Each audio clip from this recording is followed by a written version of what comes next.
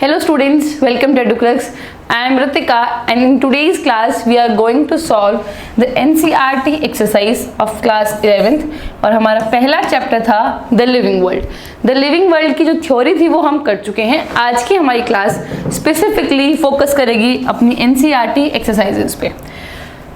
सो without wasting any further time हम start करते हैं हमारे पहले क्वेश्चन से जो कहता है why are living organisms classified.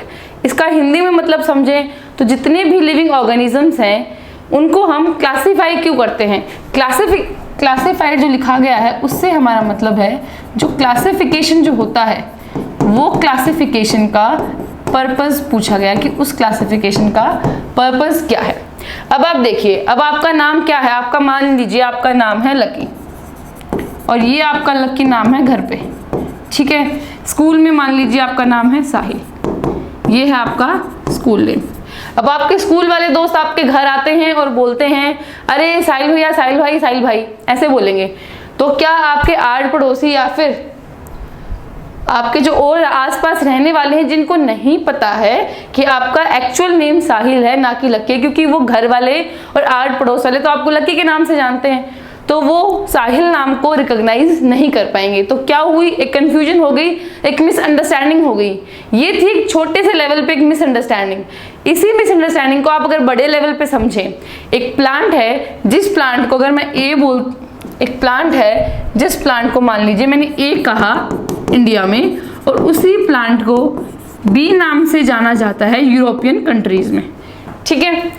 अब ए प्लांट पे साइंटिस्ट जो है वो स्टडी कर रहे हैं, बी पे स्टडी कर रहे हैं. ऑल्दो द प्लांट मटेरियल जो है वो सेम है, तो रिसर्च जो है वो भी सेम हो रही है. जो मटेरियल है हमारा, study of material is the same.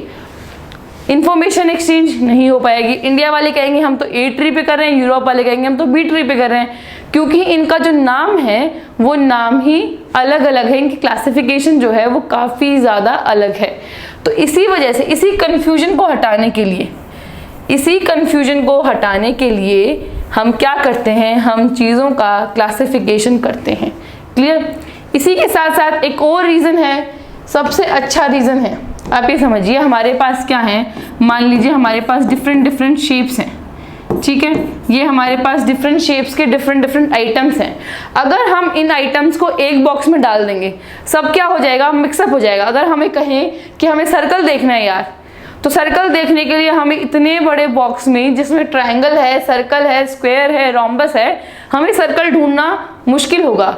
वहीं अगर हम क्या करें, हम 4 अलग अलग सेपरेट बॉक्स कर दें, separate box for triangle, one another box for circle, square and rhombus respectively.